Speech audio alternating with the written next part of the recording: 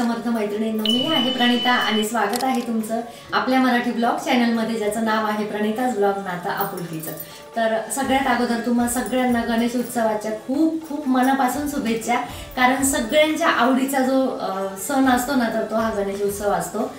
तसं दिवाळी पण खूप जणांना आवडतो, पण मला ना गणेश उत्सव खूप आवडतो, खूप प्रमाणात। कारण की वातावरण आजूबाजूचं इतकं सुंदर असतं ना, तर त्यामुळे तुम्हाला सर्वांना गणेश उत्सवाच्या शुभेच्छा। आणि आजचा दिवस तुम्हाला सुखा समाधानाचा, आनंदाचा आणि अगदी मनासारखा जावो ही स्वामींचरणी प्रार्थना करते।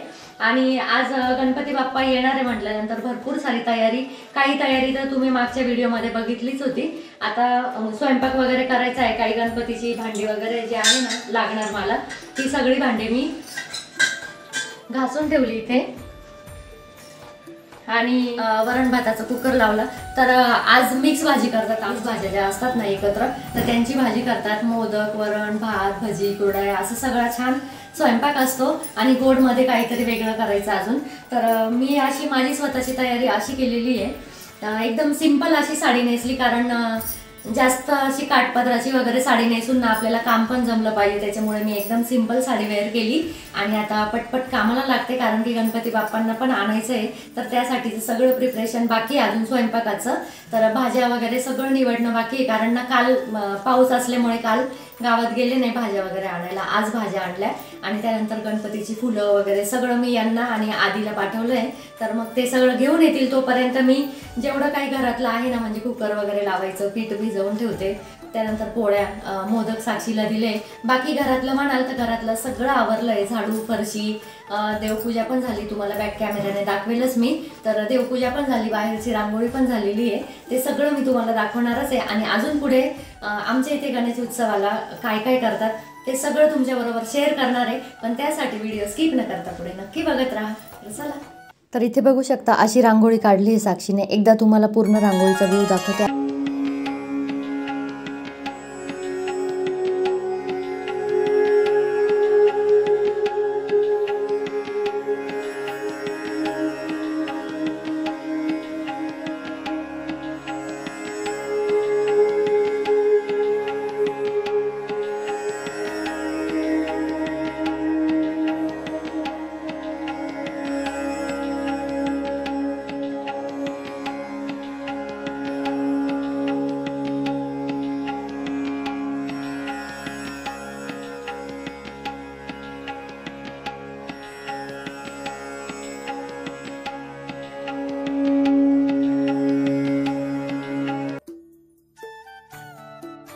काय आवडली ना रांगोळी? आता इथे माझं कुकर पण झालं होता आणि लगेच मी वरणाला फोडणी दिली, म्हणजे ना लगे हात जे पडेल ते काम पटपट पटपट असं केलं ना, तर आपलं गणपती बाप्पा येण्याच्या अगोदर गणपती बाप्पांना नैवेद्य पण तयार असेल। तर त्यासाठी माझी ही सगळी लगबग चालली होती। कुकर लवकर लावला ना तर पटकन कुकर पण गार होतो, कारण कुकरमध्येच जास्त वेळ जातो, शिट्ट्या होण्यासाठी वेगळा वेळ, मग गार होण्यासाठी वेगळा वेळ। त्यामुळे ना सगळ्यात अगोदर स्वयंपाकाची सुरुवात करताना ना कुकर लावून आणि कणिक भिजवून ठेवायची, या दोन गोष्टींनी जर स्वयंपाकाची सुरुवात केली ना तर आपला स्वयंपाक पण खूप लवकर होतो। तर आता मी एका बाजूला वरण तर ठेवलं आहे उकळत, त्याच्यात चवीनुसार मीठ वगैरे टाकून दिलं। आणि आता या ज्या मिक्स भाज्या आणलेल्या होत्या ना, तर त्या भाज्यासुद्धा निवडायला खूप वेळ लागतो बरं का, कारण सगळ्या त्या छोट्या छोट्या अशा कट केलेल्या असतात, त्याच्यामध्ये काही बघत नाही ते कुठली भाजी कशी पण कट करतात, कधी काही भाज्यांमध्ये बिया वगैरे असतात। आणि हा छोटासा चॉपर बघा, हा चॉपर ना म्हणजे आत्ता मागे गेलो होतो गावात तेव्हा आणला, मला छोटासा असा ओट्यावर वापरायला पाहिजे होता चॉपर, म्हणजे फक्त असं आपण नाही का कोथिंबीर वगैरे कापण्यासाठी वगैरे असं यूज करू शकतो, अशा पद्धतीने तो यूज करता येईल, म्हणून मला एकदम छोटा पाहिजे होता। माझ्याकडे ऑलरेडी 2 चॉपर होते, त्याच्यातला एक जो आहे ना म्हणजे वुडनचा होता तो तुटला, त्याची बॅक साईडनं पूर्ण फुगली। त्या दिवशी आम्ही गावात गेलो होतो, म्हणजे असंच घरातलं काही सामान घ्यायचं होतं त्याच्यासाठी, तर त्यातनं मला कढई घ्यायची होती स्टीलची, कारण की माझ्याकडे ना दोन कढया आहे रोज वापरण्यासाठी, आणि एक छोटी पण आहे आणि 2 मोठ्या पण आहे, म्हणजे अशा एकूण 5 कढया आहेत। पण त्या सगळ्या ॲल्युमिनियमच्या कढया आहे आणि थोड्याशा काळपट झाल्या आहे, आणि ते निघत पण नाही, म्हणजे तो तिकडनंच फॉल्टी पीस आलेले होते ते कढईंचे, तर मी बरंच काही काही करून बघितलं त्याच्यामध्ये, लिंबू वगैरे सगळं, पण म्हटलं आता त्या अशा पण टाकूनच द्यायच्या होत्या मला, आणि स्टीलचे म्हणतात ना की ॲल्युमिनियम वापरायला नाही पाहिजे, तर मी त्यातल्या त्यात कमी करण्याचा प्रयत्न करते. त्या कढया ठेवणार आहे मी पण फक्त तळण वगैरे करण्यासाठी, आणि ही भाजीसाठी स्टीलची कढई घेऊन आले. तर छान वाटते, एकदम जड कढई आहे आणि ठोक्याची आहे, बघू शकता तुम्ही. तर ही 570 ना ग साक्षी? नाही, 470ला बसली ही. मला वाटलं 500, पण ती 470ला बसली आहे. त्याची मिक्स भाजी करण्यासाठी आहे ना मी याच कढईचा यूज करणार आहे. तर अगोदर मी आता थोडंसं हे लेबल काढून घेते गरम करून, कारण की ते असे जर काढायला गेले ना मी तर ते सगळे चिकटून बसतील त्याला कागद, आणि ते पुन्हा वितळले तर सगळे भाजीत जातील. त्याच्यामुळे ना थोडेसे आता प्रीहीट करून आणि काढून घेते ते सगळं.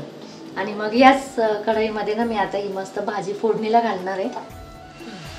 तर आता ती गरम झाली थोडीशी कढई, आणि हे बघा असं एकदम व्यवस्थित मध्ये अजिबात न चिकटता निघून येतं. त्याच्यामुळे थोडी आता हीट करून आणि हे असं काढून घेतलं, कारण कागद जर राहिला ना त्याला तर मग परत ते भाजीमध्ये मिक्स पावडर वगैरे मारलेले असते. त्याच्यामुळे ही कढई ना थोडीशी मी घासून घेते, म्हणजे साबण फिरवून घेते त्याला, आणि मग त्याच्यामध्ये भाजी टाकते. आपल्या गृहिणींचं कसं असतं ना, कितीही संसार करा तुम्ही, अगदी 20 वर्षाचा करा किंवा 24-25 वर्षाचा करा, पण एखादी वस्तू जर नवीन आणली ना तर तिच्यामध्ये एखादा पदार्थ बनवण्याचा थोडासा उत्साहच वेगळा असतो, हो की नाही? तर तसंच ना मी मोठ्या उत्साहात या कढईमध्ये ना गणपती बाप्पांची भाजी फोडणी देण्यासाठी घेतलं. तर कढईमध्ये मी अगोदर थोडंसं तेल टाकलं. आता बऱ्याच ठिकाणी ना ही 21 भाज्यांची भाजी केली जात असेल, आणि इकडे पण तीच प्रथा आहे.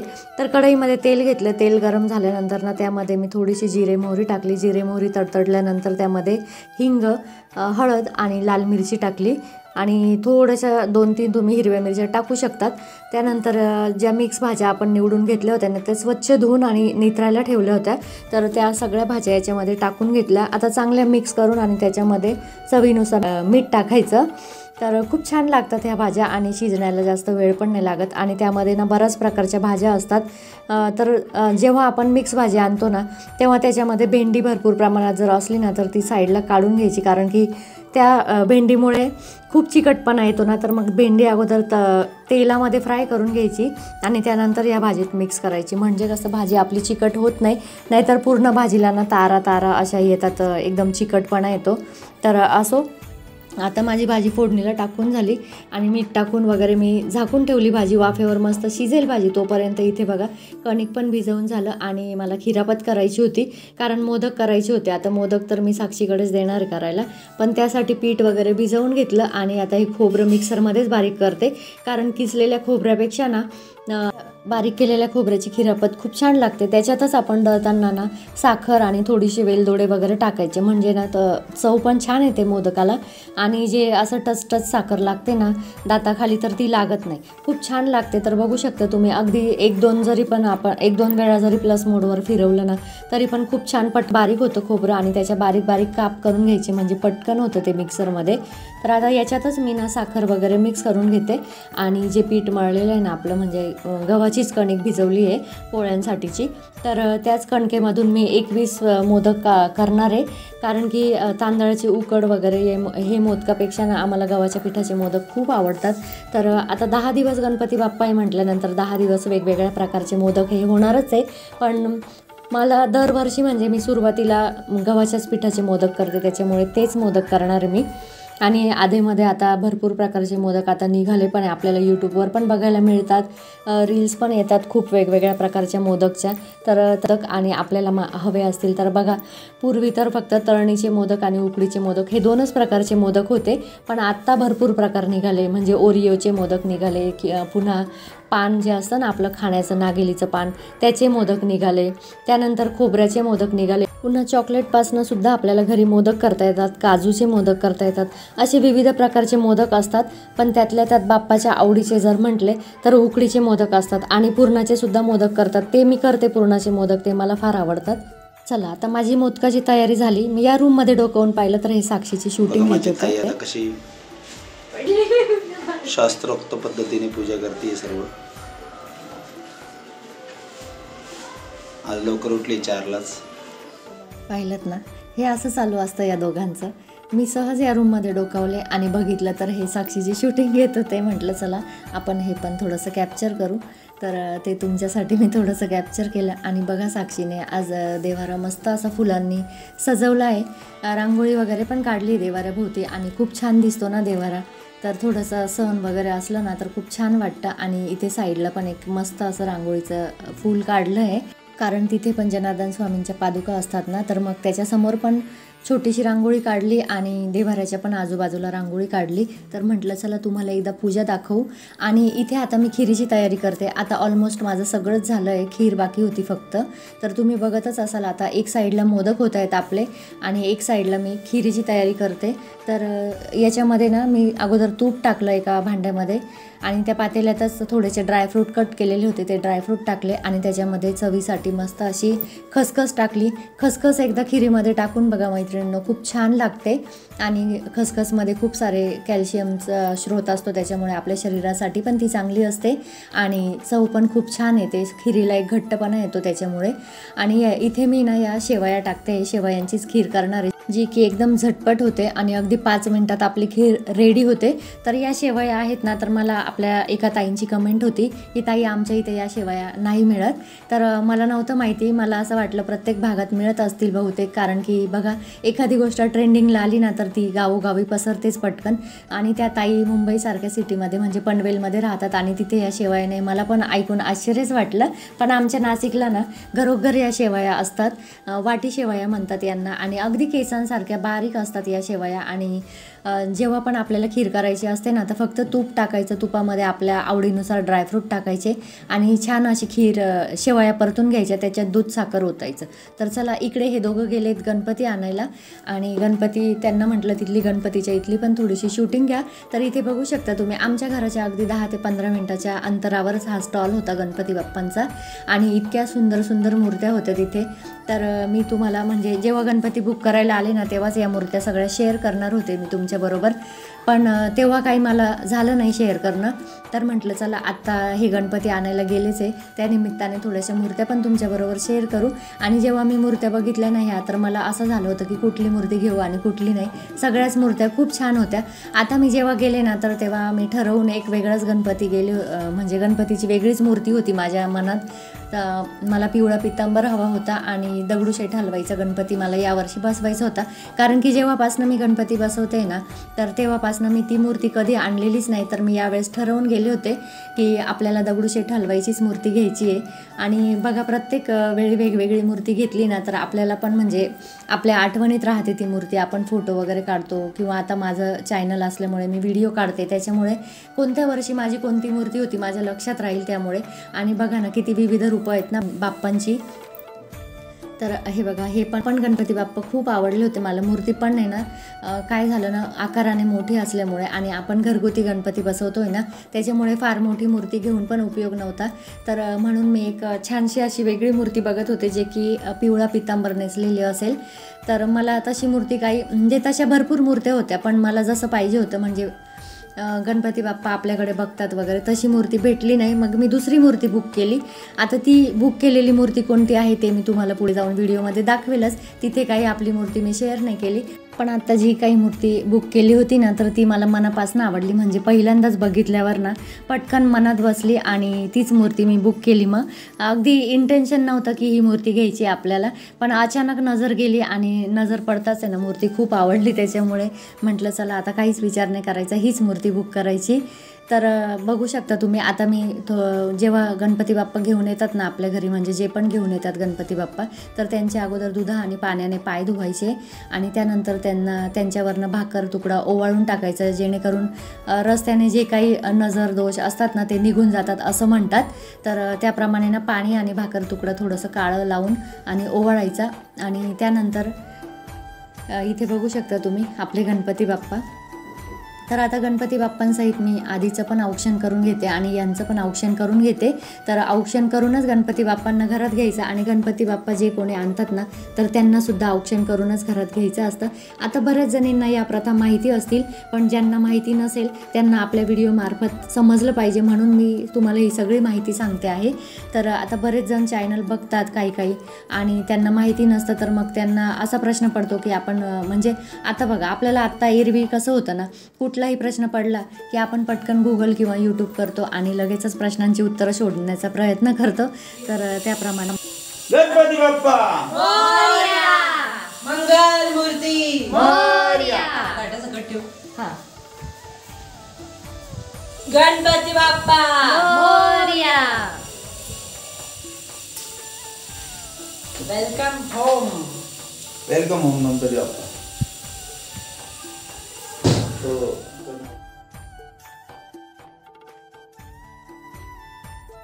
तर बघा आपले गणपती बाप्पा घरात आलेत आणि घरात आल्यानंतर ना त्यांना म्हणजे आमच्याकडे नाशिकमध्ये तरी ही पद्धत आहे की घरात आल्या आपण त्यांच्यासाठी जी जागा ठरवली ना तिथे नाही बसवत. अगोदर आम्ही त्यांना खाली पाटावर विराजमान करतो आणि त्यानंतर त्यांची मनोभावे आरती करतो आणि त्यानंतर जिथे आपण जागा ठरवली म्हणजे जसं की तुम्ही बघू शकता वरती गणपती बाप्पांसाठी चौरंग ठेवलेला आहे, तर तिथे नंतर विराजमान करतो. अगोदर खाली आरती वगैरे देऊन म्हणजे आपण म्हणतो ना की घरात पाहुणे आल्यानंतर आपण कसं अगोदर पाणी वगैरे देतो, नंतर त्यांना थोडं कम्फर्टेबल करतो आणि त्यानंतर जेवणा खावण्याची व्यवस्था असते. तर त्याचप्रमाणे गणपती बाप्पा आल्या अगोदर त्यांचा आदरातिथ्य करण्यासाठी त्यांना पाटावरच बसवले जातं आणि त्यानंतर त्यांच्या जागेवर त्यांना बसवले जातं आणि मग नंतर मनोभावे आरती वगैरे करून आणि मग गणपती बाप्पांची आपल्याला 10 दिवस मनसोक्त सेवा करता येते. पण खरं सांगू का, हे 10 दिवस ना इतक्यात निघून जातात आणि अक्षरशः असं वाटतं की गणपती बाप्पा गेलेच नाही पाहिजे. आता जे वर्षभर गणपती बाप्पांची मूर्ती ठेवतात ना, खरंच त्यांचा मला हेवा वाटतं.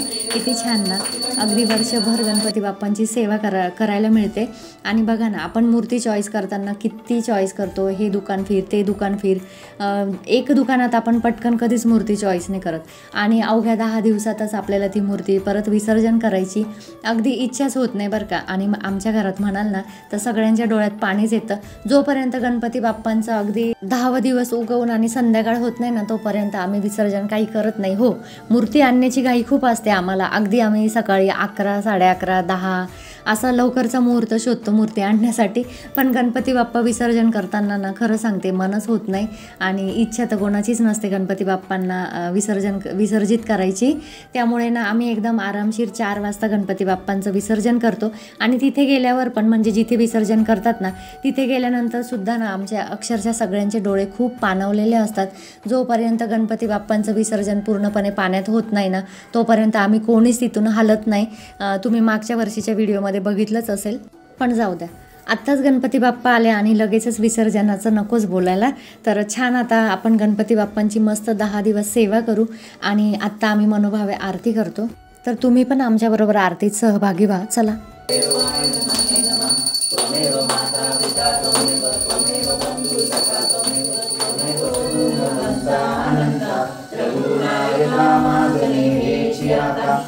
त्या ठिकाणी मंदाय माझे त्या ठिकाणी निजरूप तुझे मी ठेवितो मस्तक ज्या ठिकाणी ते सद्गुरु तुझे पाय दोन्ही. जय जय. आता तुम्ही बघितलंच असेल गणपती बाप्पाची मूर्ती पण जागेवर ठेवली, मस्त आरती वगैरे झाली आणि त्यानंतर आता इथे मोदक ठेवले एक साईडला आणि एक साईडला आपली खीर होते. छान शेवयाचीच खीर केली कारण खीर आवडते सगळ्यांना घरामध्ये, त्याच्यामुळे खीरच केली. आणि बाकीचा स्वयंपाक पण तुम्ही बघितलंच, मिक्स भाजी वगैरे केलं, पोळ्या झालेल्या. आता फक्त राहिलं आहे ना ते तळण थोडंसं राहिलं आहे, म्हणजे भजी आणि कुरडया काढायच्या राहिलेल्या आहे. तर आता ते सगळं करते मी आणि नंतर नैवेद्य दाखवते गणपती बाप्पांना. त्यानंतर आम्ही पण जेवायला बसतो. पण तत्पूर्वी व्हिडिओचा इथेच एंड करते. व्हिडिओ जर आवडला असेल तर व्हिडिओला नक्की लाईक करा आणि चॅनलवर जर नवीन असेल तर चॅनल नक्की सबस्क्राईब करा. चॅनल सबस्क्राईब करण्यासाठी खाली दिलेल्या लाल बटनवर क्लिक करा, बेल आयकॉन दाबा, म्हणजे मी इथून अपलोड केलेल्या व्हिडिओचं तुम्हाला लगेच नोटिफिकेशन येईल आणि लगेच तुम्ही माझे व्हिडिओ बघू शकाल. तर चला, बाय आणि श्री स्वामी समर्थ. गणपती बाप्पा.